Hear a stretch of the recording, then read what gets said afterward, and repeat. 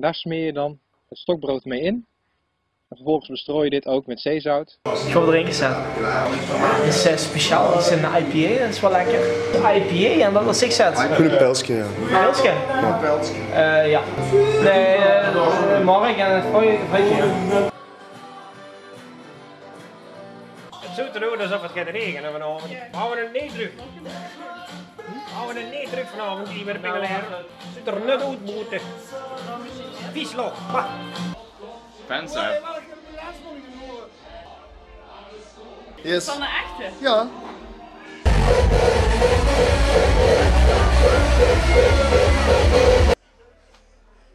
Wat gebeuren? Wat gebeuren nou? Beetje persoonlijke verzorging. Maak ook wel uit. Ik ze nog afkomen. En dan zet je deze een paar minuten onder de grill totdat ze een beetje goudbruin zijn. En dan heb je knoflook stokbrood. Soms, lieve vrienden, zit het leven vol verrassingen. Zo moest ik er net poepen. En ik was klaar. Ik had mijn handen gewassen. Thee! Ik kon er weer tegenaan. Ja, vol er tegenaan. En toen opeens moest ik weer. Zo mooi.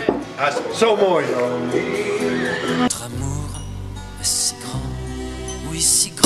Gucci pet is niet voor niks, man!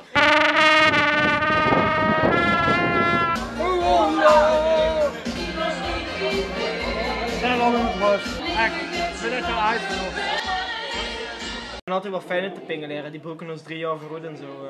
Dat is altijd wel prettig, ja. Pas wel met een trui, hij was echt gewoon in de decor, jij.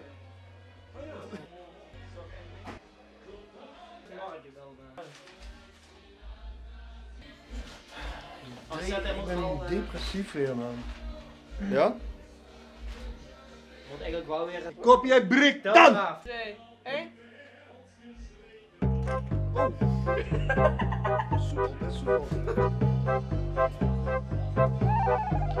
Dan meneer de burgemeester! Knoflook stokbrood.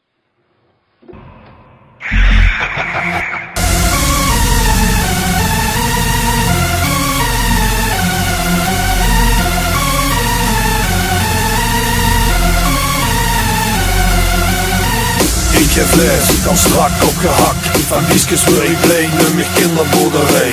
Heb 2 kippen en dan komen er stop heen. Als de bier op, vegetariër.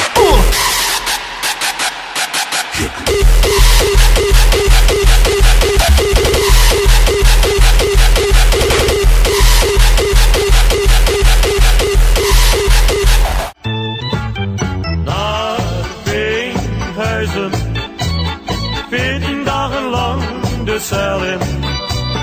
Naar Veenhuizen, protesteren heeft